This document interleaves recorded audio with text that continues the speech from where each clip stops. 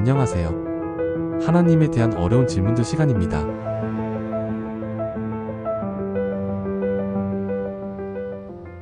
오늘은 왜 하나님은 우리 기도에 즉시 응답하지 않으실까? 라는 주제에 대해 얘기해 보겠습니다. 여러분, 신앙생활을 하면서 우리 모두 한 번쯤은 이런 고민을 해보셨을 것입니다. 간절히 기도했는데 원하는 답이 당장 오지 않을 때 말입니다. 예를 들어, 아픈 가족의 치유를 위해 밤낮으로 기도했지만 병세가 쉽게 낫지 않거나 자녀의 믿음 회복을 위해 눈물로 기도했는데 당장은 변함이 없을 때 우리는 마음속에 묻습니다. 왜 하나님은 내 기도를 바로 들어주지 않으실까? 내가 이렇게 열심히 기도하는데 왜 응답이 더딜까? 하고 말입니다. 사랑하는 성도 여러분, 이러한 경험은 결코 여러분만의 이야기가 아닙니다. 교회 역사 속에서 그리고 성경 인물들의 삶 속에서도 하나님께 응답을 기다리며 애타는 시간이 자주 등장합니다. 다윗 왕도 시편에서 여호와여 어느 때까지니 하고 탄식했고, 선지자 하박국도 어느 때까지 제가 부르짖어도 주께서 듣지 아니하시리이까 하고 하나님께 질문했습니다. 우리 믿음의 선진들조차도 기도의 응답이 더딜 때 답답해하고 때로는 낙심하기도 했던 것입니다. 그렇다면 기도가 바로 응답되지 않을 때 과연 문제는 무엇일까요? 하나님께서 정말 우리의 기도를 듣고 계시지 않는 걸까요? 아니면 우리에게 뭔가 잘못이 있어서 그런 걸까요? 또는 하나님께서 일부러 응답을 늦추시는 특별한 뜻이 있는 걸까요? 오늘은 이 질문들에 대해 성경 말씀과 신앙의 선배들의 지혜를 통해 함께 살펴보며 왜 하나님은 때로 우리의 기도에 즉각적으로 응답하지 않으시는지 그 이유와 의미를 찾아보고자 합니다. 우선 분명히 하고 넘어가고 싶은 것이 있습니다. 하나님은 살아계시고 전능하신 분이며 우리의 기도를 들으시는 분입니다. 성경은 전능하신 하나님에 대해 말하고 있고 예수님께서도 우리에게 구하라, 그러면 너희에게 주실 것이요 라고 가르쳐 주셨습니다. 그러므로 응답의 지연이 하나님의 능력 부족 때문이 아님을 먼저 믿으셔야 합니다. 하나님은 능력이 없어서 응답하지 못하시는 분이 아니라 우리 생각과 다른 방식으로 역사하실 때가 있다는 것입니다. 즉, 하나님께서는 언제나 우리에게 가장 좋은 것을 주시기 위해 일하시는데 그 가장 좋음이 우리 기대와는 다른 시간표로 올 수 있다는 것이지요. 이제 왜 하나님께서 우리 기도에 즉각 응답하지 않으실 때가 있는지 몇 가지 측면에서 하나씩 이야기를 나눠보겠습니다. 이러한 이야기들을 통해 우리는 하나님의 깊은 뜻과 사랑을 더 잘 이해할 수 있을 것입니다. 그리고 결국에는 성경이 우리에게 뭐라고 가르치는지를 재확인하고 그 말씀을 따라 믿음으로 살아가는 결론에 이르게 될 것입니다. 먼저 첫째로 생각해 볼 측면은 하나님의 때와 하나님의 영광에 대한 것입니다. 하나님께서는 우리 기도에 응답하실 때 당신의 완전한 때에 곧 하나님의 영광이 최대로 드러나는 시점에 응답하십니다. 때로 우리는 당장 눈앞의 해결을 원하지만 하나님께서는 더 큰 계획과 섭리 가운데 우리의 기도를 다루고 계십니다. 예를 들어 성경에 나오는 사가랴와 엘리사벳 부부의 이야기를 생각해 봅시다. 이 경건한 부부는 오랫동안 아이를 갖기 위해 간절히 기도했지만 나이가 많아지고 엘리사벳이 폐경기가 지나도록 아이를 얻지 못했습니다. 분명 이들은 간절히 기도했고 하나님도 그 기도를 들으셨겠지만 응답은 오랜 시간 지연되었지요. 사가랴가 성전에서 제사장 직무를 수행하던 어느 날 하나님의 천사가 그에게 나타나 이렇게 전합니다. 내 기도가 들린 바 되었다. 내 아내 엘리사벳이 아들을 낳을 것이다. 놀라운 소식이었지요. 오랜 세월 기다림 끝에 드디어 응답이 찾아온 것입니다. 그런데 이때는 그냥 우연히 늦어진 것이 아니었습니다. 하나님께서는 정확한 때를 준비하고 계셨던 겁니다. 그 아기는 다름 아닌 세례 요한으로서 예수님보다 앞서 와서 길을 예비할 자로 선택된 아이였습니다. 만약 하나님께서 사가랴 부부의 기도를 즉시 들어주셔서 결혼하고 몇 년 안에 자녀를 주셨다면 어땠을까요? 그들도 아들을 얻어 기뻐하고 하나님께 감사했겠지만 그저 평범한 가정의 한 아이로 자라났을 겁니다. 그러나 하나님은 그들의 간구를 바로 들어주지 않으시고 오랜 시간 후에 놀라운 방식으로 응답하심으로써 하나님의 더 크신 계획을 이루셨습니다. 사람의 눈에는 기도가 오래 지연된 것처럼 보였지만 실은 하나님의 완벽한 타이밍이었던 것이지요. 이 예화를 통해 알 수 있듯이 하나님은 우리의 간구 그 자체에도 귀 기울이시지만 응답의 시기와 방법을 통해 하나님의 영광을 드러내시는 데 목적이 있습니다. 성경은 우리가 무엇을 하든지 하나님의 영광을 위해 하라고 가르칩니다. 우리의 기도 응답 역시 궁극적으로 하나님께 영광이 되는 방향으로 이루어지는 것이지요. 사가랴와 엘리사벳의 경우 늦게 얻은 아이가 단순히 그 가정의 행복을 넘어서서 메시아의 길을 준비하는 위대한 사명이 있는 인물이 되었기에 그들의 기도에 대한 응답은 더 큰 영광을 하나님께 돌려드리는 결과가 되었습니다. 우리 삶에서도 때로 비슷한 일들이 일어납니다.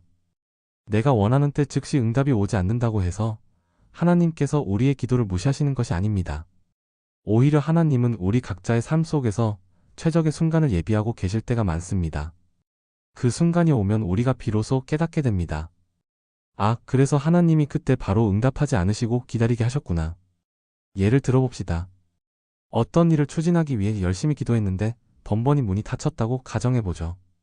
그래서 낙심했는데 나중에 돌아보니 더 좋은 기회를 하나님께서 준비해 두셨던 경험 혹시 한두 번쯤 있으실 것입니다.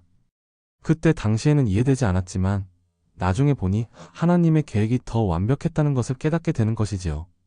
성경에서 하나님의 영광을 위해 응답을 지연시키신 대표적인 사건 중 하나는 바로 예수님과 나사로의 이야기입니다. 예수님의 친구 나사로가 병들어 죽게 되었을 때 그의 누이 마르다와 마리아는 예수님께 사람을 보내어 주여, 사랑하시는 이가 병들었나이다라고 알려 도움을 청했습니다. 상식적으로 생각하면 예수님은 즉시 달려가셔서 나사로를 고치실 수도 있었습니다.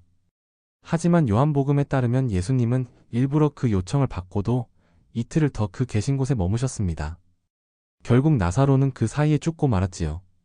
마르다와 마리아는 깊은 슬픔에 빠졌고 예수님이 오셨을 때 주께서 여기 계셨다면 내 오라버니가 죽지 않았을 것입니다. 라며 아쉬움을 토로했습니다.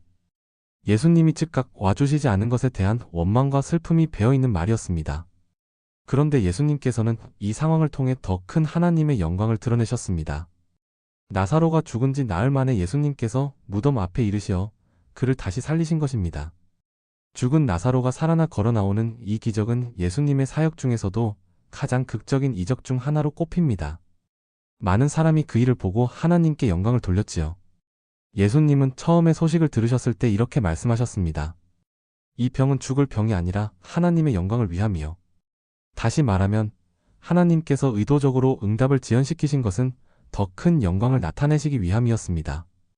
마르다와 마리아 입장에서는 예수님이 왜 곧바로 오지 않으셨는지 그 순간엔 이해할 수 없었지만 결과적으로 그들이 체험한 기적은 훨씬 더 크고 놀라운 것이었습니다.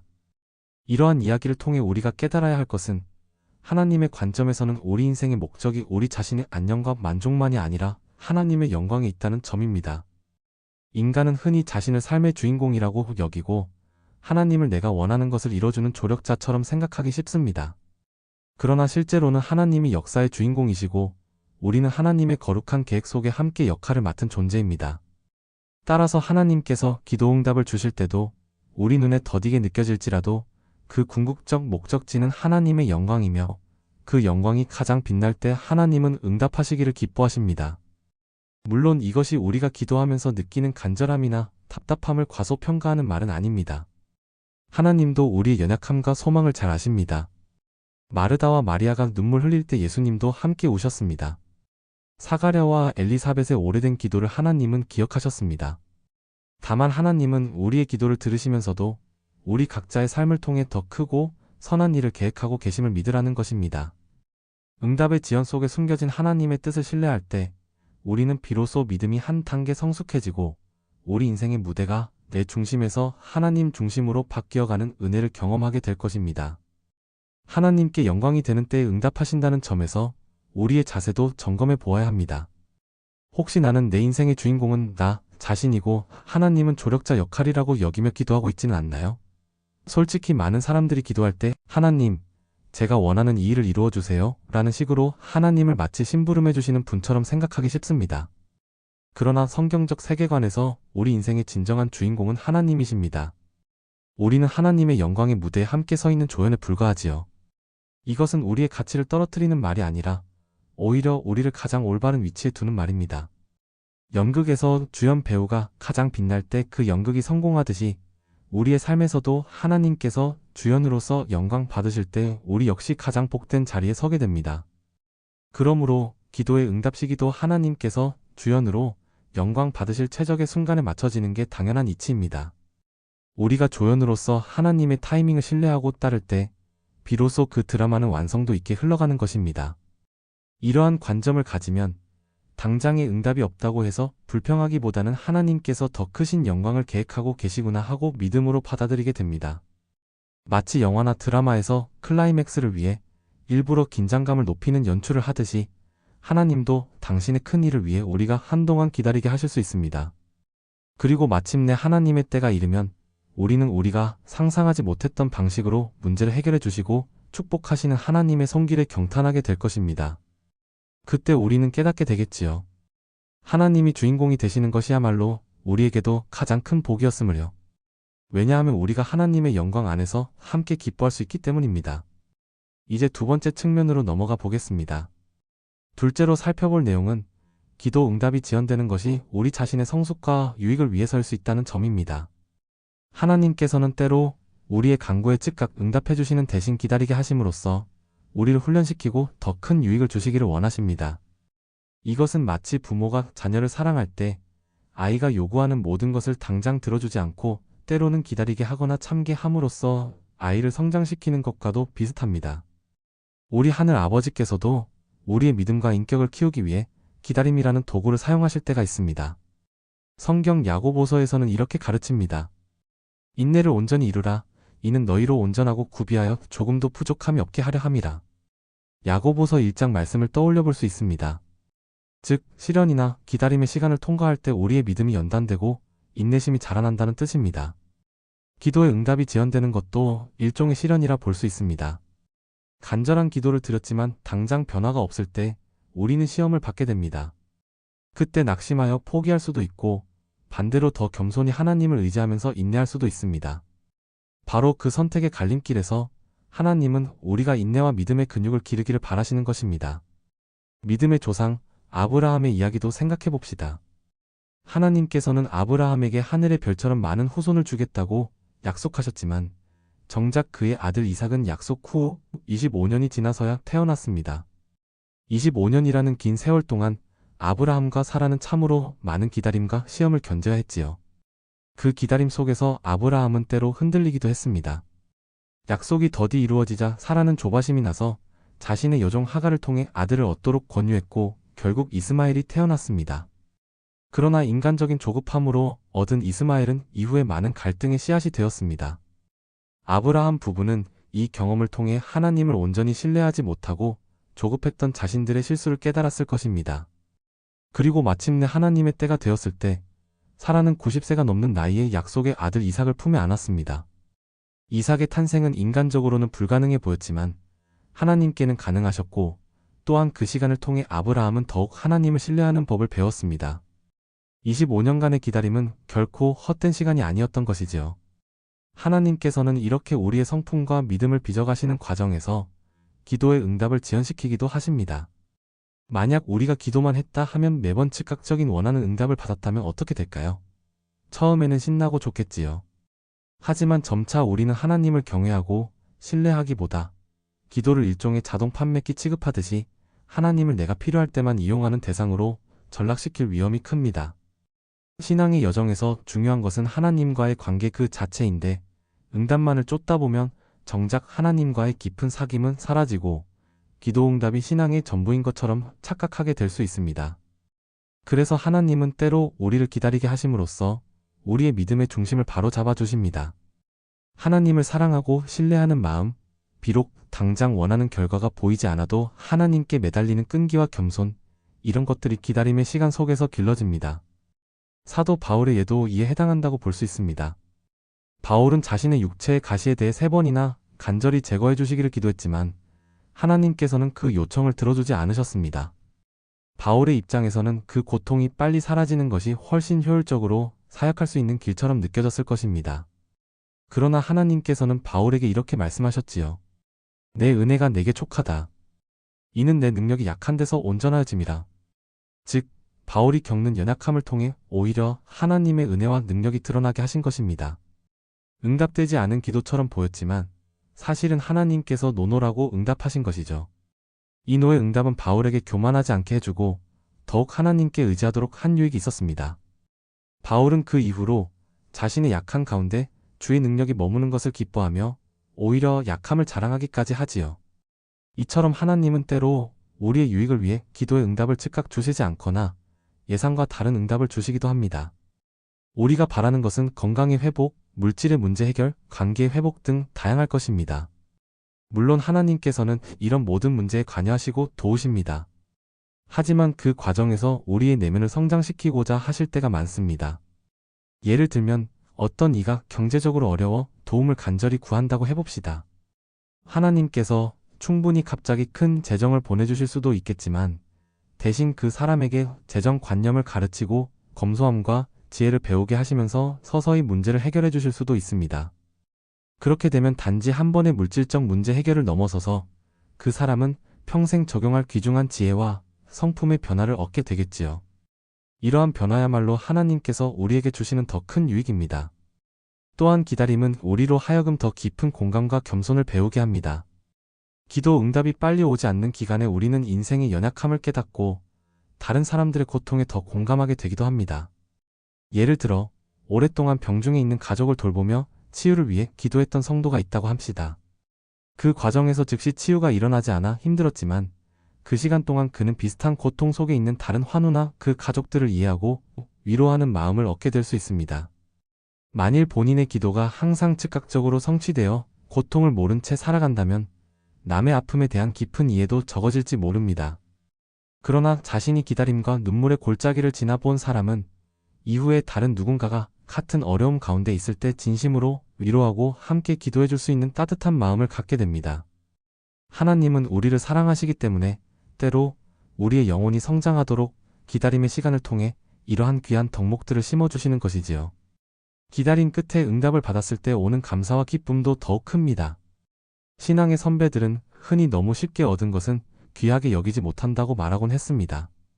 마치 농부가 땀 흘려 씨를 뿌리고 긴 계절을 기다린 후에야 열매를 거둘 때 큰 기쁨을 얻는 것처럼 기도의 응답도 오랜 인내 끝에 받을 때 그 은혜를 더 깊이 깨닫게 됩니다. 시간이 오래 걸린 만큼 하나님께 대한 감사도 배가 되고 응답 자체도 더욱 귀히 여기게 되는 것이지요. 어떤 분들은 기도 제목이 오랜 시간이 지난 후 응답되자 자신이 간구한 그 내용만 이루어진 것이 아니라 그 기다림의 시간 동안 자신이 영적으로 훨씬 성숙해져 있음을 발견했다고 간증합니다. 결국 하나님의 응답은 기도의 결과뿐 아니라 그 과정에서도 우리에게 유익을 주고 있는 셈입니다. 셋째로, 하나님께서 기도 응답을 지연하심으로써 우리로 하여금 하나님 자체를 더 찾고 가까워지게 하시는 경우입니다. 사실 이것은 앞서 이야기한 성숙과도 연관된 개념이지만 특별히 강조할 가치가 있습니다. 우리는 때때로 하나님보다 하나님께 구하는 응답에 더 집중할 때가 있습니다. 내 문제 해결, 내 소원 성취의 마음을 빼앗긴 나머지 정작 하나님과의 교제와 관계는 소홀히 하게 되기도 합니다. 하나님은 이러한 우리의 모습을 잘 아시고 우리를 사랑하시기에 기도의 응답을 서두르지 않음으로써 우리가 다시 하나님께 초점을 돌리도록 이끄십니다. 어떤 목사님은 이런 예화를 들려주신 적이 있습니다. 어린 아이가 놀이터에서 놀다가 다쳐서 울며 엄마에게 달려옵니다. 엄마는 아이를 안아 달래면서 응급처치를 해주지요. 그런데 아이가 조금 진정되자 금세 엄마의 품을 벗어나 다시 놀이터로 뛰어갑니다. 엄마는 벌써 또 가는구나 하며 고소를 지를 것입니다. 그런데 만약 아이가 다친 순간 엄마가 바로 약을 발라주지 않고 잠시 기다리게 했다면 어떻게 될까요? 아이는 계속 엄마 품에 안겨 울면서 매달리며 엄마를 더 붙잡고 놓치지 않으려 할 겁니다. 이 비유는 우리와 하나님 관계에도 비슷한 측면이 있다는 것입니다. 우리가 필요할 때 하나님께 나아오지만 원하는 것을 딱 받고 나면 금방 하나님과 멀어지는 연약함이 우리에게 있습니다. 그래서 하나님께서는 때로 우리를 좀 더 당신 품에 붙들어 놓으시기 위해 응답을 지연시키는 것입니다. 기다리는 동안 우리는 하나님을 더욱 간절히 찾게 되고 기도가 깊어지며 하나님과의 친밀함이 증진됩니다. 실제로 우리의 신앙생활을 돌아보면 어려움이 있을 때 하나님께 더 매달리고 간절해지며 기도에 힘쓰게 됩니다. 반대로 모든 것이 순조롭고 부족함이 없을 때는 기도의 자리에서 느슨해지기 쉽지요. 이는 인간의 연약한 본성이라 할 수 있습니다. 그래서인지 어떤 분들은 시편 기자의 고백처럼 고난 당한 것이 내게 유익이라 고백하기도 합니다. 고난이나 문제 그 자체가 좋아서가 아니라 그로 인해 하나님께 더 가까이 나아가게 되었기 때문이지요. 마찬가지로 기도의 응답이 지연되는 시간은 우리에게 영적인 갈급함을 불러일으켜 하나님을 더욱 찾게 하는 축복의 시간이 될 수 있습니다. 한 예로 초대교회 성도들은 예수님 승천 이후 마가의 다락방에 모여 열심히 기도했습니다. 성령의 약속을 기다리며 10일간 간절히 기도한 끝에 오순절에 성령 강림이라는 놀라운 응답을 받았지요. 만약 하나님께서 예수님 떠나시고 바로 다음날 성령을 부어주셨다면 그 열흘간의 기도와 간구의 시간이 없었을 것입니다.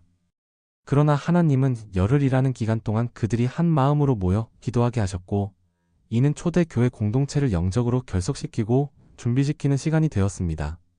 마찬가지로 우리도 기다림의 기간에 더 뜨겁게 기도하고 회개하며 영적으로 준비될 수 있습니다. 또 다른 예를 들어볼까요? 구약의 한나 이야기를 빼놓을 수 없습니다. 한나는 오랫동안 아이가 없어 마음에 큰 고통이 있었고 성전에서 통곡하며 기도했습니다. 그녀의 기도는 오랫동안 응답되지 않는 듯 보였지만 그 덕분에 한나는 더욱 간절히 하나님께 매달리게 되었습니다. 결국 하나님께서 때가 되어 아들 사무엘을 주셨을 때 한나는 그 아이를 하나님께 바치기로 서원하고 그대로 행했습니다. 만약 한나가 결혼 직후 곧바로 아이를 얻었더라면 그렇게까지 간절한 서원 기도를 드리지 않았을 수도 있고 사무엘이라는 위대한 선지자를 하나님께 드리는 일도 없었을지 모릅니다.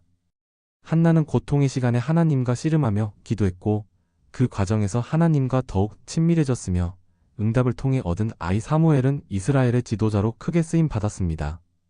이 모든 과정 속에 하나님께서는 기다림을 통하여 한나를 영적으로 성장시키고 하나님의 더 큰 계획에 동참하게 하신 것이지요.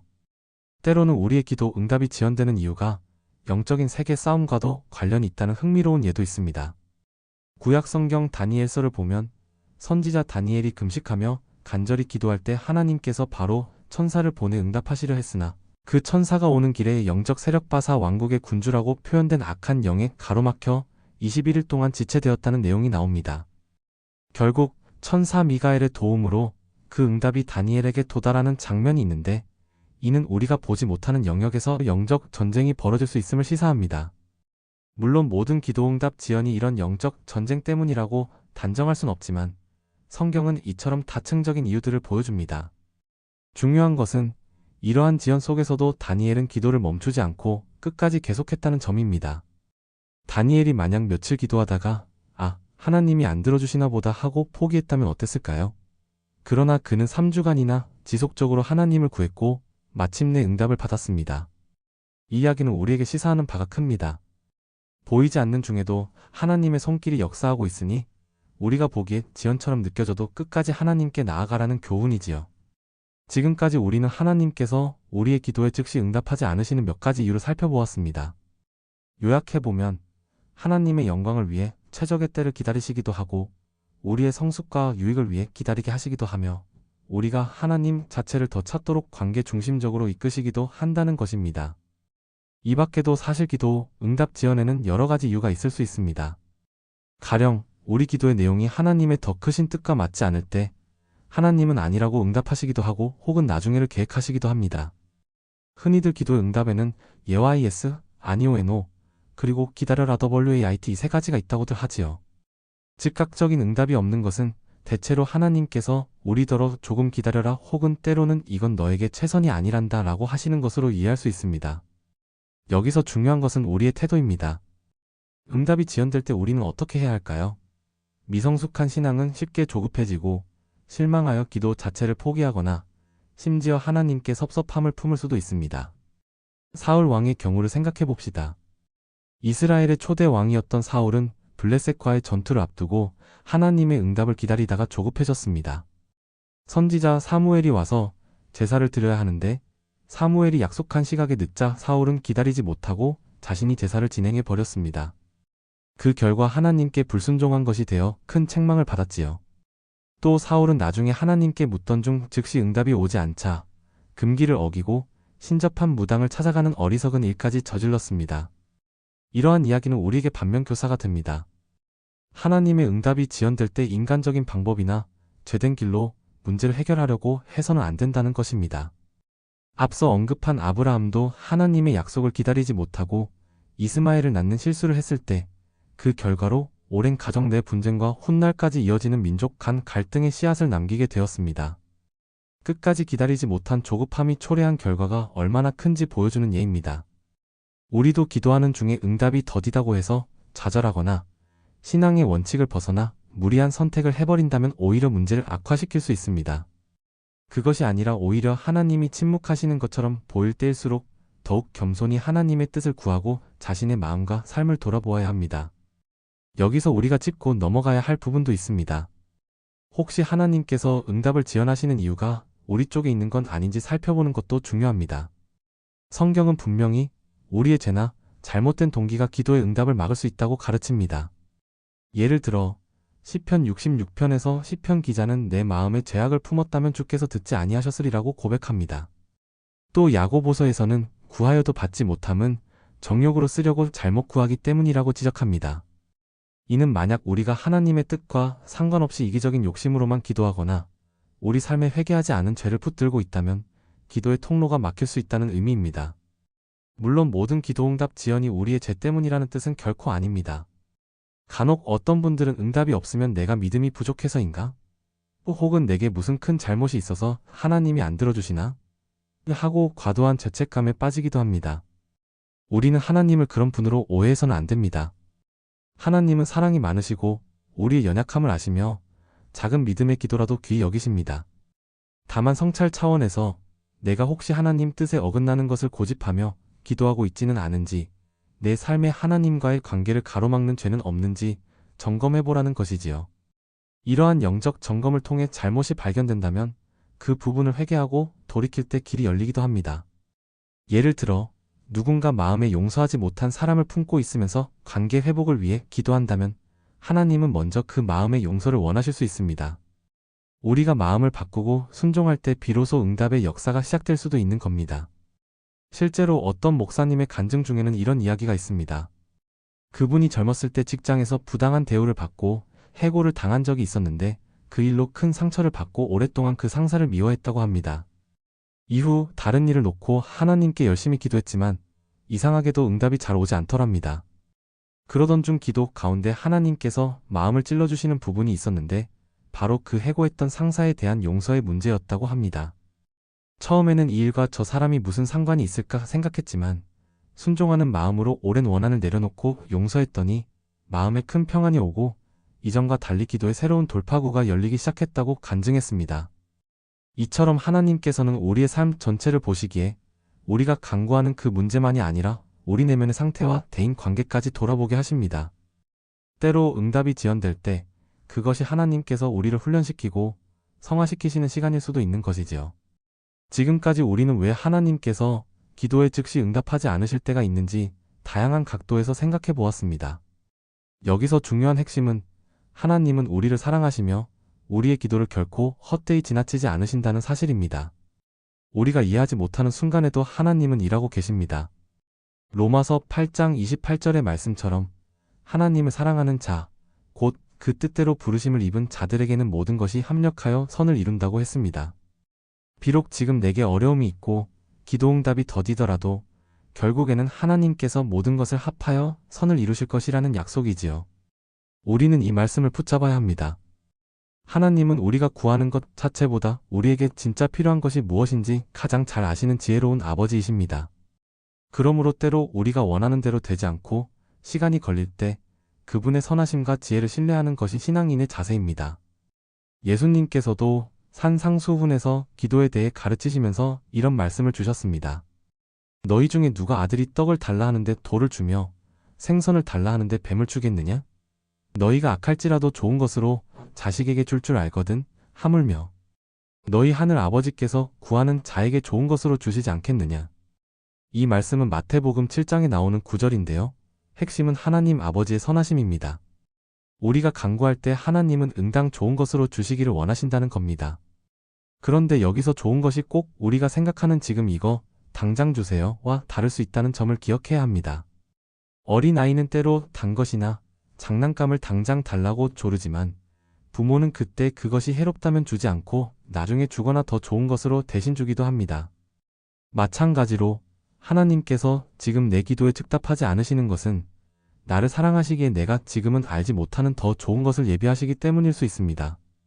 성경에는 주의 약속은 어떤 이들의 더디다고 생각하는 것 같이 더딘 것이 아니라 오직 주께서 오래 참으사 라는 구절도 있습니다. 비록 이 구절은 하나님께서 죄인들이 회개하기를 기다리시는 맥락에서 나온 말씀이지만 하나님께서 시간에 대해 우리와 다르게 일하신다는 원리는 동일합니다. 하나님께는 천년이 하루 같고 하루가 천년 같다고 하지요. 우리에게는 매우 긴 지연으로 느껴지는 것도 하나님의 영원한 관점에서는 최선의 순간에 불과합니다. 그러므로 기다리는 동안 우리는 조급해하지 말고 오히려 신뢰와 소망 가운데 그분을 바라보아야 합니다. 이사야서 40장 31절에도 유명한 말씀이 있습니다. 오직 여호와를 앙망하는 자는 새 힘을 얻으리니 독수리가 날개치며 올라감 같을 것이라. 여기서 앙망한다는 말은 간절히 바라며 기다린다는 뜻입니다. 하나님을 바라며 기다리는 사람에게 하나님이 새 힘을 주신다고 약속하셨지요. 때론 응답을 기다리는 그 과정 자체가 우리에겐 힘겨운 영적 싸움일 수 있지만 하나님은 그 기다림의 시간에 우리와 함께 하시며 오히려 우리에게 힘을 부어주십니다. 어떤 분들은 기다림의 시간에 말씀 묵상과 기도에 더욱 집중함으로써 오히려 영적 충만함을 경험했다고 고백하기도 합니다. 그러니 사랑하는 여러분, 응답이 더딜 때 낙심하지 마십시오. 오히려 그 시간을 하나님과 더 가까워지는 기회로 삼으십시오. 하나님은 결코 우리를 외면하지 않으시며 마침내 때가 차면 가장 선한 방법으로 응답해 주실 것입니다. 기도 응답의 지연과 관련하여 역사적으로도 많은 감동적인 이야기들이 전해집니다. 영국의 유명한 신앙인 조지 뮬러 조지 MLLER의 일화는 그 중 하나입니다. 조지 뮬러는 19세기 영국 브리스톨에서 고아원을 세워 수천 명의 고아들을 돌본 믿음의 사람이었습니다. 그는 기도의 사람이어서 자신의 삶에서 수많은 기도 응답을 체험한 것으로 유명하지요. 그런데 그런 그에게도 즉시 응답되지 않은 기도 제목이 있었습니다. 바로 오랜 친구들의 회심 예수님을 믿게 되는 것을 위한 기도였습니다. 젊은 시절부터 5명의 친구들을 위해 날마다 기도하기 시작했는데 그중 2명은 기도 시작 후 몇 년 안에 예수를 믿게 되었고 3번째 친구도 10수년 뒤에 회심했습니다. 그러나 4번째와 5번째 친구는 좀처럼 마음을 열지 않았지요. 그럼에도 조지 뮬러는 포기하지 않고 평생을 두고 그들을 위해 기도했습니다. 25년이 지난 4번째 친구가 드디어 예수님을 영접했고 마지막 5번째 친구는 무려 52년 동안 뮬러가 기도한 끝에 조지 뮬러가 세상을 떠난 후에야 회심했다고 전해집니다. 뮬러는 살아생전 마지막 친구가 돌아오는 것을 보지 못했지만 그의 장례식 직후에 그 친구가 하나님께 돌아왔다고 하니 참 놀랍지 않습니까? 52년간 한 영혼을 위해 꾸준히 기도한 뮬러의 끈기와 믿음도 대단하지만 하나님께서는 결국 그 기도를 하나도 땅에 떨어뜨리지 않고 당신의 때에 열매 맺게 하신 것입니다. 이 일화를 통해 우리는 배우게 됩니다. 기도의 응답이 아무리 늦어지는 것 같아도 하나님을 끝까지 신뢰하며 기도하면 하나님은 결국 가장 적절한 방법으로 응답하신다는 것을요. 또 초기 교회시대 한 어머니의 이야기도 있습니다. 성 어거스틴 아우구스티누스이라는 위대한 신학자가 있는데 그가 젊을 때 방탕한 생활을 하며 하나님을 멀리 떠나 있었을 때 그의 어머니 모니카는 아들을 위해 눈물로 기도했습니다. 하루 이틀도 아니고 수년간 매일 같이 하나님께 아들의 회심을 간구했지요. 그녀는 심지어 교회에 나와 하나님께 엎드려 통곡하며 기도하기를 쉬지 않았습니다. 주변 사람들은 그런 그녀를 위로하며 너무 걱정 마세요. 하나님께서 그 많은 눈물을 외면하지 않으실 겁니다. 라고 말할 정도였습니다. 모니카의 기도는 오랜 기간 응답되지 않는 듯 보였지만 결국 하나님의 때에 아우구스티누스는 극적으로 회심하여 기독교 역사상 가장 영향력 있는 인물 중 하나가 되었습니다. 아들의 회심을 본 후에 모니카는 하나님, 이제 제 소원은 다 이뤘으니 데려가셔도 좋습니다. 라고 고백했고 실제로 그로부터 얼마 안 가 평안히 세상을 떠났다고 전해집니다. 이 어머니의 간절한 중보기도와 오랜 기다림은 결국 한 영혼 그것도 역사에 큰 영향을 미칠 영혼을 살리는 결실을 맺었습니다. 그리고 그 과정에서 모니카 자신도 기도의 성녀로 불릴 만큼 믿음이 깊어진 것은 말할 나위도 없지요. 이러한 이야기를 들으면 우리도 쉽게 포기하지 않고 끝까지 기도해야겠다는 도전을 받게 됩니다. 우리 주변에서도 이런 예를 종종 찾아볼 수 있습니다. 어떤 권사님은 신앙을 갖지 않은 남편을 위해 몇십 년간 새벽마다 눈물로 기도했습니다. 젊은 시절에는 남편이 교회 가는 것을 핍박하고 조롱하기까지 했지만 이 권사님은 한결같이 남편의 구원을 위해 기도를 멈추지 않았다고 합니다. 세월이 흘러 남편이 노년기에 큰 병을 얻었을 때 비로소 마음을 열고 하나님을 받아들이게 되었습니다. 병상에서 회개하고 예수님을 영접한 남편을 보며 권사님은 그동안 부은 눈물의 기도가 결코 헛되지 않았음을 깨달았습니다. 그분이 제게 해주신 말씀이 아직도 기억에 남습니다. 한 번 기도하고 응답받으면 좋겠지만 매일 남편을 위해 기도하는 그 수십 년의 과정 속에서 사실은 제가 더 하나님께 매달리게 되고 제 믿음이 자란 것을 느낄 수 있었어요. 그리고 결국 하나님은 가장 좋은 때에 남편을 구원해 주셨어요. 얼마나 은혜로운 간증인지 모릅니다. 응답이 지연될지라도 포기하지 않고 끝까지 기도하는 믿음은 이렇게 열매를 맺습니다. 예수님께서 직접 가르쳐 주신 비유 가운데서도 이러한 끈질긴 기도의 중요성을 일깨우는 내용이 있습니다. 누가복음 18장에서 예수님은 한 가난한 과부와 불의한 재판장의 비유를 들려주셨지요. 그 과부는 자기에게 억울한 일이 생기자 재판장에게 가서 원한을 풀어달라고 간청합니다. 그런데 그 재판관은 하나님을 두려워하지도 않고 사람을 존중하지도 않는 불의한 사람이어서 처음에는 과부의 청을 들어주지 않았습니다. 하지만 이 과부는 포기하지 않고 계속 찾아가 졸랐고 마침내 귀찮아진 재판관이 이 과부가 너무 나를 번거롭게 하니 그의 소원을 들어주겠다며 문제를 해결해 주었습니다. 예수님은 이 비유를 말씀하시면서 항상 기도하고 낙심하지 말아야 할 것을 가르치셨습니다. 불의한 재판관도 끈질긴 청을 결국 들어주는데 하물며 의로우시고 사랑이 많으신 하나님께서 밤낮 부르짖는 택하신 백성의 간구를 외면하시겠느냐는 논지였습니다. 즉, 하나님은 반드시 들으시고 응답하시는데 중요한 것은 우리가 낙심하지 않고 항상 기도하는 자세라는 것입니다. 이 비유는 기도 응답이 더딜 때 우리가 가져야 할 태도를 잘 보여줍니다. 예수님은 명확히 낙심하지 말라고 하십니다. 응답이 바로 오지 않아도 포기하지 말고 계속 기도하라는 겁니다. 우리의 기도가 마치 허공을 치는 메아리처럼 느껴질 때라도 하나님은 실상 우리의 모든 말을 듣고 계시며 가장 선한 때에 가장 선한 것으로 응답하기 위해 일하고 계신다는 믿음을 가져야 합니다. 그것이 바로 믿음이지요. 히브리서 11장 1절에서는 믿음을 바라는 것들의 실상이요 보지 못하는 것들의 증거라고 정의합니다. 아직 눈에 보이지 않아도 마치 이미 이루어진 것처럼 확신하며 기다리는 것이 믿음인 것입니다. 우리가 하나님을 신뢰하고 기도하면서 기다릴 때 하나님은 그 믿음을 귀히 보시고 결국 응답을 베푸십니다. 어느 장로님께서 들려주신 이야기도 생각납니다. 그분은 중년에 큰 병에 걸려 생명이 위험하다는 선고를 받았습니다. 가족들과 교회 성도들이 합심하여 간절히 치유를 위해 기도했지만 처음 몇 달간은 병세가 악화되기만 했습니다. 모두가 눈물로 하나님께 매달렸지만 즉각적인 기적은 일어나지 않았던 것이지요. 장로님 본인도 많이 낙심하고 두려웠다고 합니다. 그러나 기도 모임 가운데 한 목사님께서 하나님께서 지금 우리에게 믿음을 시험하고 계신 것 같습니다. 끝까지 기도합시다. 하나님께서는 들으십니다. 라고 권면했습니다. 이에 용기를 얻어 포기하지 않고 계속 기도했지요. 놀랍게도 몇 달 뒤에 상황이 서서히 호전되기 시작했습니다. 의사들도 의아해할 정도로 차츰 병이 나아가더니 1년 후에는 완전히 치유 판정을 받았습니다. 나중에 그 장로님은 이렇게 간증했습니다. 처음에는 왜 하나님이 바로 안 고쳐주실까 원망도 했습니다. 하지만 돌이켜보니 그 1년간의 투병과 기도 기간이 제 신앙의 큰 전환점이 되었습니다. 이전에는 제가 건강을 너무 당연하게 여겼고 하나님께도 형식적으로 기도할 때가 많았는데 병을 통해 하나님 앞에 철저히 엎드리게 되었습니다. 하루하루 말씀 붙잡고 기도하며 살다 보니 제 내면이 새로워졌습니다. 또 제 주변에 저를 위해 기도해주던 분들과의 사랑을 체험했고 하나님이 얼마나 제게 가까이 계신지도 느꼈습니다. 결국 제 병이 나은 것도 감사하지만 그 시간을 통해 얻은 영적 축복이 더 크다고 고백합니다. 이 간증을 들으면서 하나님께서 왜 때로 고난과 지연을 허락하시는지 깨닫게 되었습니다. 하나님은 그 과정을 통해 우리를 새롭게 하시고 축복을 예비하고 계셨던 것입니다. 물론 모든 병이 이 장로님의 경우처럼 완치로 응답되는 것은 아닙니다. 어떤 때는 우리가 아무리 기도해도 육신의 연약함을 끝내 이겨내지 못하고 사랑하는 이를 주님 품에 보내드려야 할 때도 있습니다. 이러한 경우 우리는 기도가 응답되지 않았다고 느낄 수도 있습니다. 하지만 영적인 관점에서 볼 때 하나님은 그 과정 속에서도 일하고 계셨습니다. 하나님께서 허락하신 어떤 응답은 우리가 생각하는 것과 다를 수 있습니다.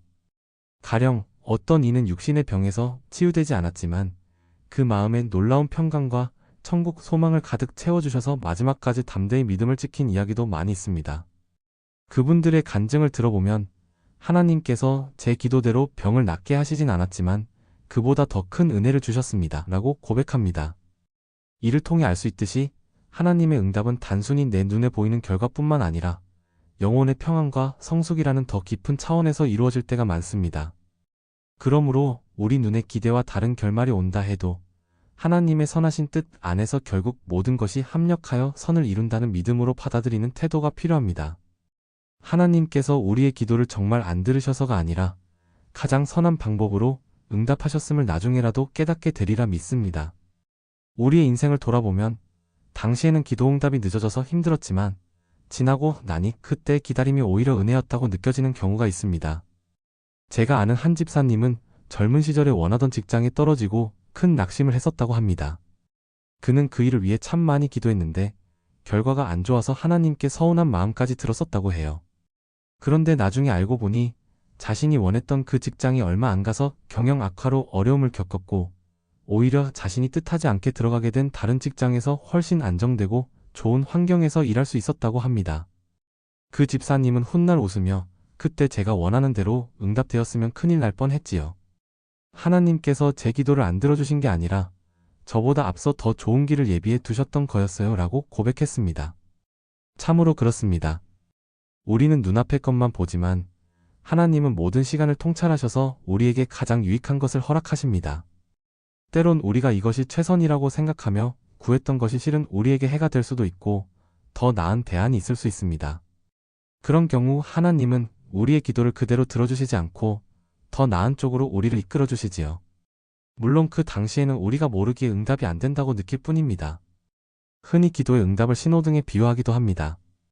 초록불은 예, 곧바로 응답을 의미하고 빨간불은 아니요, 그것은 너에게 유익하지 않음을 뜻하며 노란불은 기다려라, 아직 때가 아님을 가리킨다는 것이지요. 하나님께서 우리의 기도에 대해 때로는 즉각 예로 응답하시기도 하고 때로는 우리 뜻대로 되지 않게 막으시기도 하며 이것도 하나님의 응답입니다. 또 때로는 기다리라는 사인을 주시기도 합니다. 우리는 대개 초록불 같은 응답만 반기지만 실은 신앙생활을 길게 해보면 빨간불이나 노란불 응답 역시 하나님께서 우리를 보호하시고 인도하시는 사랑의 방식임을 깨닫게 됩니다. 예를 들면 어떤 청년이 좋은 배우자를 만나게 해달라고 기도했다고 합시다. 그런데 기도 후에 만난 사람과 잘 되어 결혼까지 이르게 되면 우리는 초록불 응답이라고 생각하며 감사합니다. 하지만 어떤 경우는 기도했던 만남이 중간에 틀어지기도 하고 오랫동안 배우자를 못 만나게 될 수도 있습니다. 그때는 실망스럽지만 나중에 보면 그것이 오히려 불행한 결혼을 피하게 해준 하나님의 보호였다는 간증들도 있습니다. 이것이 빨간불 응답의 예라 할 수 있겠지요. 또한 기도한 지 오래되었는데도 좋은 인연을 못 만나고 있다면 그건 하나님께서 아직 준비 중이시라는 노란불일 수 있습니다. 그러다가 하나님의 예비하신 때 생각지도 못한 최고의 상대를 만나기도 합니다. 그런 이야기도 많이 들어보셨을 것입니다. 이렇게 다양한 신호등 응답을 통해 하나님은 우리 삶을 최선으로 이끌어 가십니다. 그래서 우리는 어떤 빛이 켜지든 하나님께 감사하고 신뢰해야 하는 것입니다. 예수님은 누가복음 11장에서도 비슷한 교훈을 주셨습니다. 제자들에게 주기도문을 가르치신 직후 예수님은 한 가지 비유를 말씀하셨습니다. 밤중에 한 사람에게 친구가 찾아왔는데 마침 집에 먹을 것이 떨어져 있었습니다. 그래서 그는 한밤중이지만 옆집 친구에게 가서 빵 3덩이를 빌려달라고 두드렸습니다. 그러나 안에서 친구는 이미 문 닫았고 아이들도 잠들어서 지금 못 일어나 주겠다고 거절합니다. 상식적으로는 그 시간에 부탁하는 게 민폐겠지요. 하지만 바깥의 사람은 포기하지 않고 계속 두드립니다. 결국 안에 있던 친구가 계속 졸라대니 어쩔 수 없군 하며 일어나 필요한 것을 줍니다. 예수님은 이 비유를 통해 우리에게 가르치십니다. 사람이 친구됨을 인하여서는 문을 열어주지 않더라도 그 간청함의 강청, 즉 끈덕진 요구 때문에라도 일어나 줄 것이라는 것입니다. 그리고 곧바로 예수님은 말씀하시죠. 구하라 그리하면 너희에게 주실 것이요. 찾으라 그리하면 찾아낼 것이요. 문을 두드리라 그리하면 너희에게 열릴 것이니. 이 말씀이 바로 그 비유의 교훈입니다. 하나님께서도 우리에게 구하고 찾고 두드리라고 하십니다. 비록 한밤중에 잠긴 문처럼 응답이 딱 닫혀있는 것처럼 보여도 계속 두드리는 자에게는 마침내 열린다는 약속입니다. 여기서 중요한 것은 끈기와 담대함입니다. 저 문 안에 분명히 도움이 있는데 안 열어주면 어떡하나 주저하며 한두 번 두드리고 마는 것이 아니라 응답이 올 때까지 계속하는 것이지요. 하나님은 그와 같이 간절히 매달리는 기도를 귀히 보십니다. 사실 하나님은 졸리거나 귀찮아서 늦게 응답하시는 분이 아니지만 그 비유는 대조를 통해 오히려 하나님은 더 빨리 응답하시지 않겠느냐를 암시하기도 합니다. 그러나 우리 입장에서는 아무 대답이 없을 때 바로 포기하지 말고 끝까지 기도를 지속하라는 권면으로 받아들여야 합니다. 이쯤에서 혹시 이렇게 반문하고 싶으신 분도 있을지 모르겠습니다. 그래, 다 좋은데? 나는 정말 최선을 다해 기도하고 기다려도 응답이 없는데 어떡합니까? 지금도 너무 지치는데요. 사랑하는 여러분, 하나님 앞에서 그런 솔직한 마음조차 내어놓고 기도해 보십시오. 시편 기자들도 언제까지입니까, 주님? 하고 하나님께 울부짖곤 했습니다. 하나님은 우리의 연약함을 책망하지 않으십니다. 오히려 주님은 수고하고 무거운 짐진 자들아 다 내게로 오라, 내가 너희를 쉬게 하리라 고 초청하십니다. 그러니 응답이 더딘 상황에서 느끼는 그 답답함도 솔직히 하나님께 토로하십시오. 그리고 나서 다시 한번 하나님의 약속을 붙드십시오. 내 짐을 여호와께 맡기라. 너를 붙드시고 의인의 요동함을 허락지 아니하시리로다라는 말씀처럼 우리가 짐을 맡길 때 하나님께서 우리를 붙들고 이끌어 주실 것입니다. 기도는 결국 하나님과 우리가 동행하는 과정입니다. 응답도 중요하지만 응답을 기다리는 그 여정 가운데 하나님은 우리와 함께 걸으십니다. 때로는 우리가 그 사실을 잊고 불안해하지만 하나님은 언제나 우리 편이시며 우리를 위하십니다. 심지어 우리가 기진맥진하여 기도할 힘도 없을 때 성령께서 말할 수 없는 탄식으로 우리를 대신하여 간구해 주신다는 말씀도 있습니다. 얼마나 놀라운 위로입니까? 그러니 혹 기도하다 지쳐서 주저앉은 분이 있다면 다시 용기를 내셨으면 좋겠습니다. 하나님은 멀리 계시지 않고 바로 곁에서 우리를 일으켜 세우며 계속 가자고 손 내밀고 계십니다. 우리가 이해 못할 일들이 인생에 많지만 그럼에도 불구하고 하나 확실한 진리가 있습니다. 그것은 바로 하나님이 선하시고 신실하시다는 사실입니다. 하나님은 어제나 오늘이나 영원토록 동일하신 신실한 분이십니다. 성경에 수없이 많은 약속의 말씀들이 있는데 그중 하나라도 하나님께서 지키지 않으신 적이 없습니다. 우리의 기도에 대한 약속도 그렇습니다. 요한복음 14장에서 예수님은 너희가 내 이름으로 무엇을 구하든지 내가 행하리니라고 하셨고, 요한일서 5장에서는 우리가 무엇이든지 구하면 들으심이니 우리가 그 구한 그것을 얻을 줄을 또한 아느니라고 했습니다. 이러한 말씀을 볼 때 기도로 구한 것은 결국 어떤 형태로든 우리에게 유익하게 돌아온다는 걸 믿을 수 있습니다. 다만 그 어떤 형태로든이라는 부분이 우리의 예상과 다를 수 있다는 점을 늘 염두에 둬야겠지요. 또한 기억해야 할 것은 하나님께서 우리 기도를 지연시키는 동안에도 우리에게 필요한 은혜를 공급해 주신다는 것입니다. 어떤 답이 오기 전까지 우리를 빈손으로 버려두시는 게 아니라는 말입니다. 고린도전서 10장 13절에 보면 감당 못할 시험당함을 허락지 않으시고 시험당할 즈음에 피할 길을 내사 능히 감당하게 하신다고 했습니다. 이 말씀은 시련에 관한 말씀이지만 응답 지연의 상황에도 적용할 수 있을 것입니다. 하나님은 우리가 버티지 못할 만큼 방치하지 않으십니다. 오히려 그 기간에 우리에게 위로와 힘을 주시고 여러 통로를 통해 은혜를 부어주십니다. 때로는 설교 말씀이나 찬양 한 곡을 통해, 때로는 주변 성도의 격려를 통해 내가 너와 함께 있다는 사인을 주시지요. 우리가 하나님께 귀 기울이고 있다면 그런 작은 사인도 받아볼 수 있습니다. 그런 경험들이 쌓이면 비록 기도의 최종 응답은 아직 멀어 보여도 마음속에 확신이 생깁니다.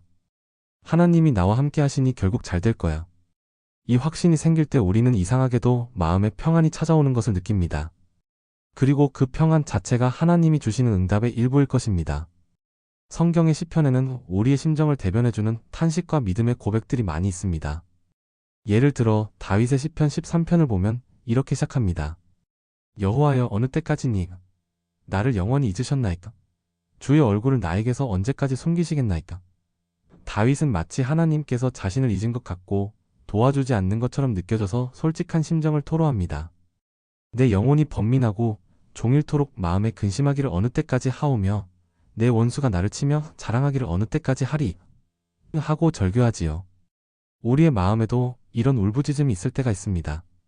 하지만 이 시편의 놀라운 점은 다윗이 그렇게 하나님께 하소연하다가도 마지막 부분에 가서는 신뢰의 고백으로 끝맺는다는 것입니다. 나는 오직 주의 사랑을 의지하였사오니 내 마음은 주의 구원을 기뻐하리이다. 내가 여호와를 찬송하리니 이는 주께서 내게 은덕을 베푸심이로다. 처음에는 하나님, 대체 언제까지 응답 안 하실 겁니까? 하던 다윗이 결국에는 그래도 나는 주님의 한결같은 사랑을 신뢰합니다. 라고 마무리합니다. 우리도 이 다윗의 영성을 본받아야겠습니다. 솔직히 하나님께 답답함을 아뢰되 결국에는 하나님의 변치 않는 사랑과 구원을 확신하며 찬양으로 나아가는 것 말입니다. 이렇게 기도할 때 우리의 마음이 새로워지고 기다림의 시간을 견딜 힘이 생깁니다. 다윗도 정확히 문제가 언제 해결될지 모르는 상황이었지만 하나님의 성품을 붙들고 자기 영혼을 격려한 것이지요. 시편 기자들은 반복해서 기다림의 가치를 노래합니다. 시편 27편 14절에서는 너는 여호와를 기다릴지어다. 강하고 담대하며 여호와를 기다릴지어다 라고 권면합니다. 하나님을 기다리는 자에게 담대함을 가지라고 격려하고 있습니다. 또 시편 37편 7절에는 여호와 앞에 잠잠하고 참고 기다리라고 하며 악인이 득세하는 것처럼 보여도 조급해하지 말라고 합니다. 이런 구절들을 곱씹어 보면 믿음의 사람들은 모두 하나님의 때를 기다리는 훈련을 통과했음을 알 수 있습니다. 그리고 그 기다림은 결코 헛되지 않았습니다. 시편 40편에서 다윗은 내가 여호와를 기다리고 기다렸더니 귀를 기울이사 나의 부르짖음을 들으셨도다 라고 찬양합니다. 그가 오래 참고 기다렸더니 하나님이 응답해 주셨다는 간증이지요. 그러나 그 응답의 시간이 오기까지 다윗은 참고 또 참았습니다. 동굴에서 도망자 생활을 하던 때도 많았고 원수들에게 쫓기며 죽을 고비를 넘긴 적도 있었습니다. 그럼에도 불구하고 다윗은 하나님을 끝까지 신뢰하며 기다렸고 결국 하나님의 약속대로 왕위에 오르고 원수들에게서 건진받았습니다. 이런 성경의 사례들은 우리에게 큰 희망을 줍니다. 아무리 오래 걸려도 하나님은 약속을 지키시고 기도의 눈물을 헛되이 하지 않으신다는 사실을 보여주니까요. 신약 시대를 열면서 하나님께서 보여주신 가장 크고 놀라운 응답은 바로 예수 그리스도의 오심일 것입니다. 구약 시대 내내 수많은 선지자들과 의인들이 메시아를 고대하며 기도했습니다. 우리에게 구원자를 보내소서 하고 간구했지요.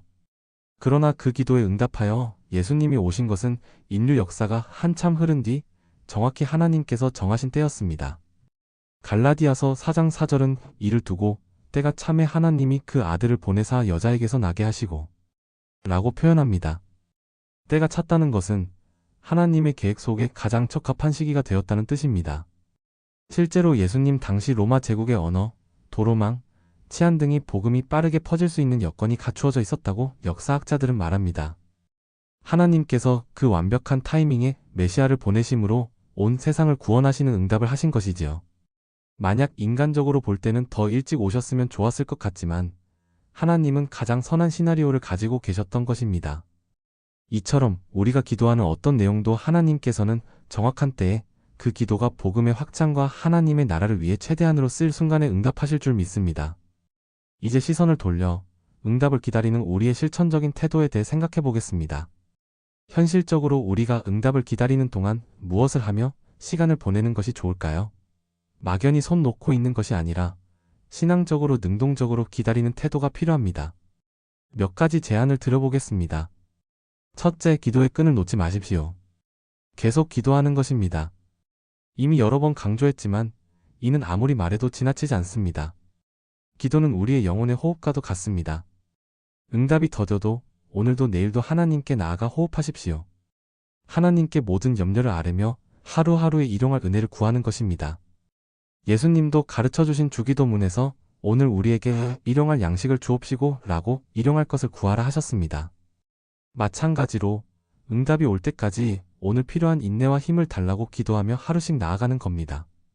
어떤 분은 긴 기다림의 여정을 하나님과 함께 걷는 순례길이라고 표현했습니다. 마치 이스라엘 백성이 광야를 지나며 날마다 만나를 공급받았듯이 우리도 기도 가운데 날마다 필요한 양식을 공급받을 수 있습니다. 오늘 나에게 주시는 작은 응답과 은혜들을 발견하며 감사하십시오. 그러면 어느새 최종 응답에 이르게 될 것입니다.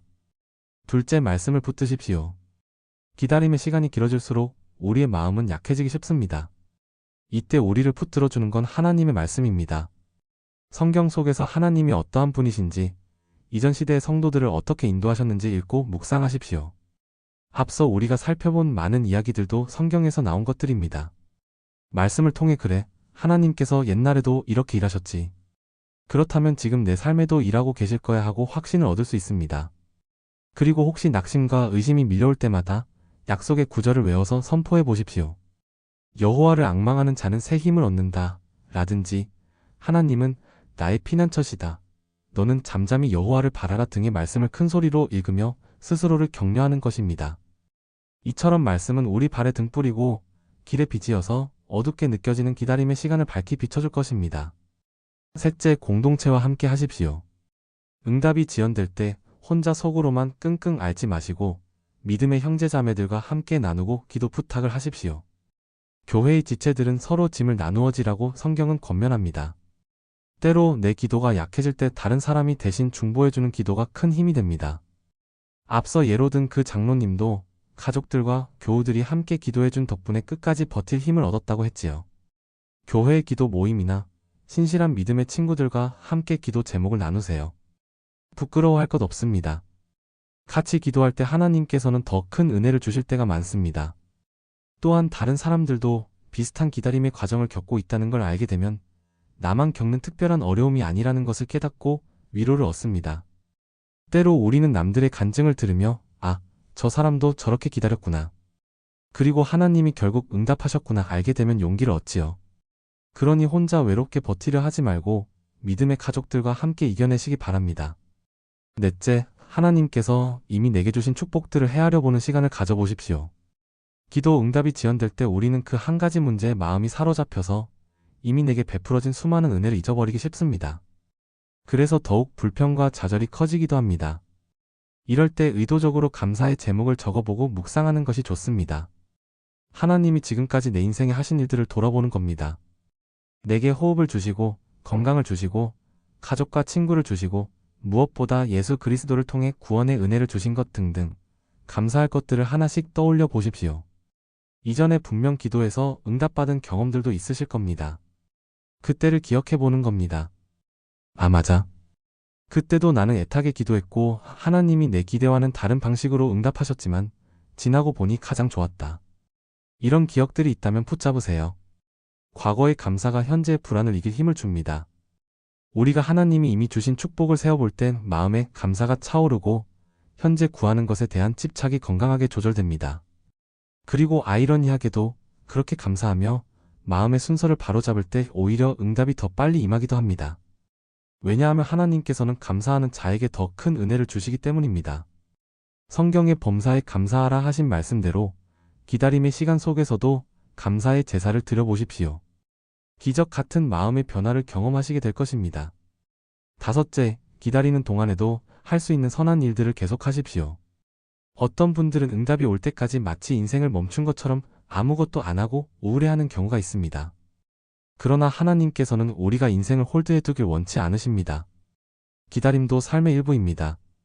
그러니 그동안 내게 맡겨진 다른 일들 마이너스 가정에서의 역할, 교회에서의 섬김, 직장에서의 책임 등 마이너스 이것들을 성실히 감당하는 것이 중요합니다. 오히려 그 일들에 충실하다 보면 어느새 시간도 잘 지나가고 마음의 평안도 유지하는 데 도움이 됩니다. 더 나아가서 나와 같은 어려움을 겪는 사람들을 찾아 도움을 주는 것도 좋은 방법입니다. 예를 들어 본인이 오랫동안 취업을 위해 기도하고 있다면 같은 처지의 청년들을 위해 함께 공부 모임을 만든다든지 서로 정보를 나누며 격려할 수 있습니다. 또는 몸이 아파 치유를 기다리는 분이라면 더 힘든 이웃에게 위로의 편지를 쓴다든지 소소한 봉사를 찾아 해볼 수 있습니다. 이렇게 누군가를 섬기고 선행을 하는 가운데 하나님께서는 우리 마음에 기쁨을 주시고 우리가 구하는 것도 채워주실 때가 많습니다. 성경에도 너희는 그의 나라와 의를 먼저 구하라. 그리하면 이 모든 것을 너희에게 더하시리라는 말씀이 있습니다. 내가 하나님의 뜻대로 선을 행하며 하나님 나라를 구할 때 하나님께서 내 개인적인 간구도 책임져 주신다는 약속입니다. 그러니 기다림의 시간을 낭비하지 말고 그 속에서 더욱 선을 행하며 의미 있게 보내시기를 권합니다. 사랑하는 성도 여러분, 이처럼 기다림의 시간에도 하나님은 우리와 함께 하시며 우리를 위해 일하고 계십니다. 우리는 끝까지 소망의 끈을 놓지 말아야겠습니다. 제가 좋아하는 찬송가 가사 중에 이런 구절이 있습니다. 거친 풍랑일 때 잔잔한 항구 되시는 주님이라는 가사인데요. 폭풍이 몰아치는 바다 한가운데 있으면 언제 이 풍랑이 멈출지 모릅니다. 하지만 곧 잔잔한 항구에 이르게 될 것을 믿고 버텨야 하지요. 하나님은 우리 인생의 항구가 되십니다. 지금 당장 파도가 높아 보여도 주님 안에 끝내 안전히 토착할 날이 옵니다. 히브리서 6장 19절에서는 우리의 소망을 두고 우리가 이 소망을 가지고 있는 것은 영혼의 탑과 같아서 튼튼하고 견고하여 휘장 안에 들어간다고 했습니다. 소망이 영혼의 탑이라는 겁니다. 배가 거센 파도에 흔들려도 탑이 내려져 있으면 완전히 떠내려가지 않는 것처럼 우리에게 하나님의 약속에 대한 소망의 탑이 있으면 환난과 지연 속에서도 믿음을 지킬 수 있습니다. 그리고 언젠가 그 탑을 당겨 하나님께서 우리를 당신의 약속 속으로 끌어올리실 것입니다. 그러니 포기하지 맙시다. 유명한 신앙인 코리 텐 붐 여사가 한 말도 떠오릅니다. 기차가 터널에 들어가 어두워진다고 해서 당신은 표를 찢어버리고 기차에서 뛰어내리지 않는다. 오히려 기관사를 믿고 가만히 앉아서 기다린다. 우리가 인생의 어두운 터널을 지나고 하나님의 응답이 보이지 않을 때 취해야 할 태도를 참 잘 비유한 말입니다. 지금 당장은 앞이 깜깜하고 하나님이 침묵하시는 것 같아도 당황해서 낙심하거나 하나님을 포기할 게 아니라 하나님이라는 완전한 기관사께 우리 인생을 맡기고 신뢰하며 가만히 인내로 기다리라는 뜻이지요. 결국 터널은 지나가고 빛이 다시 나타나는 법입니다.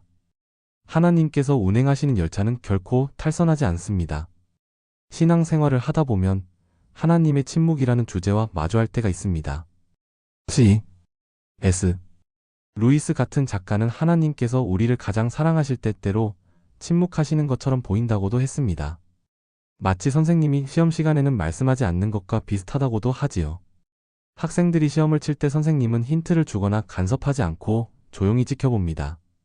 그러나 그 선생님이 학생들을 버린 것이 아니지요. 오히려 학생들이 배운 것을 적용하고 성장할 기회로 삼도록 한 걸음 물러나 계신 것입니다.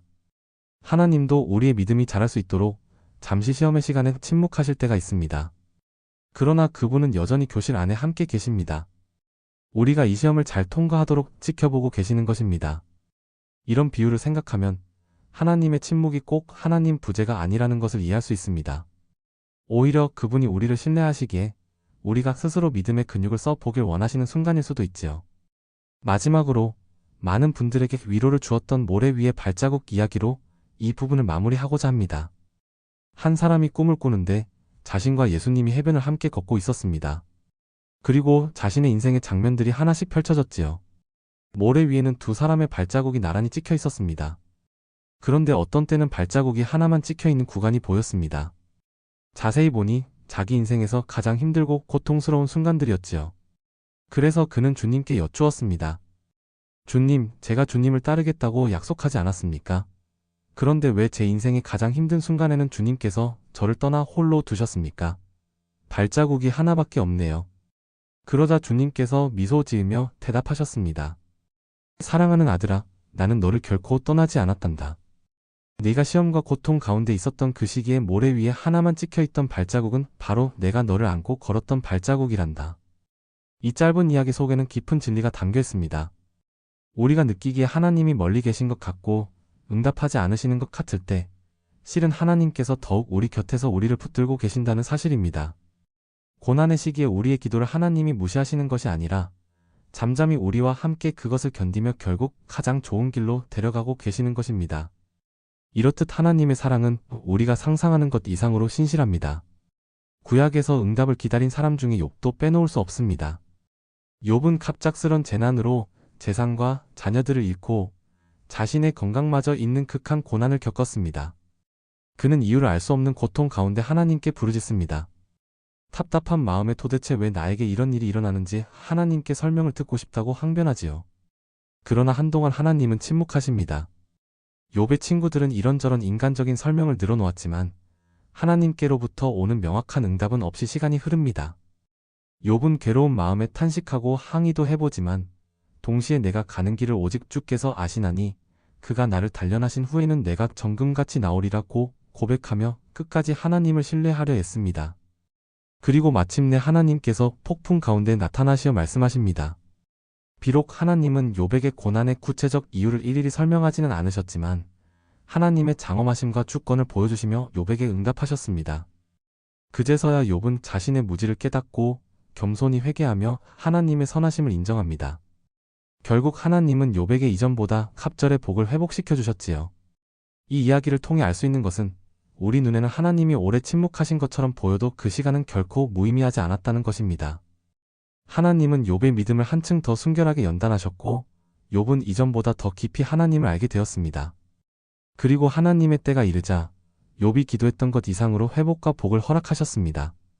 욥의 경우처럼 우리가 당장의 이유를 다 알 수 없어도 하나님의 선하신 계획이 분명 있음을 믿고 기다려야겠습니다. 또 사도행전의 예도 떠오릅니다. 바울이 2차 전도 여행 때 아시아로 현재 터키 서쪽 지역 복음을 전하려 했는데 성령께서 그 길을 막으셨다는 기록이 있습니다. 사도행전 16장 참고. 왜 선한 복음 전파의 길을 막으셨을까? 의아하지만 이어지는 말씀을 보면 바울에게 밤에 마게도냐 사람이 건너와 우리를 도우라는 환상이 보입니다. 하나님께서 아시아 대신 유럽으로 가는 길을 여신 것이지요. 이로써 복음이 처음으로 유럽 대륙에 전해지는 계기가 됩니다. 바울 일행이 만약 자기 고집대로 아시아로 향했다면 어떠했을까요? 그러나 하나님의 간섭으로 그 문이 닫히고 대신 다른 문이 열린 것입니다. 이 사건은 우리의 삶에도 교훈을 줍니다. 내가 아무리 좋은 일이라고 확신하고 기도해도 하나님께서 만약 응답을 지연시키거나 막으신다면 반드시 더 합당한 계획이 있다는 뜻입니다. 당장 이해가 안 돼도 순종하고 기다리면 하나님께서 더 놀라운 방향으로 인도하실 수 있다는 것입니다. 그러니 어떤 면에서 응답이 지연되는 것은 곧 하나님께서 방향 전환을 시키려는 사인일 수도 있습니다. 바울처럼 민감하게 하나님의 인도를 구하며 문이 열릴 때와 닫힐 때를 분별할 수 있으면 좋겠습니다. 결국 중요한 것은 내 뜻이 아니라 하나님의 뜻이 이루어지는 것이니까요. 우리가 드리는 기도의 응답은 어떤 것은 이 땅에서 또 어떤 것은 영원 안에서 이루어지기도 합니다. 히브리서 11장을 보면 믿음의 영웅들이 많이 소개되는데 그 중에는 끝내 약속된 것을 받지 못하고 세상을 떠난 사람들도 있습니다. 그러나 성경은 그들이 멀리서 약속을 보고 환영하며 자기들은 이 땅에서는 나그네로 살았다고 증언하지요. 왜 그럴까요? 하나님께서 더 좋은 것을 예비하셨기 때문이라고 말합니다. 즉, 이 땅에서의 응답만이 다가 아니라 영원한 하늘나라에서 완성될 응답도 있다는 것입니다. 우리의 모든 기도는 하나님 앞에 기억됩니다.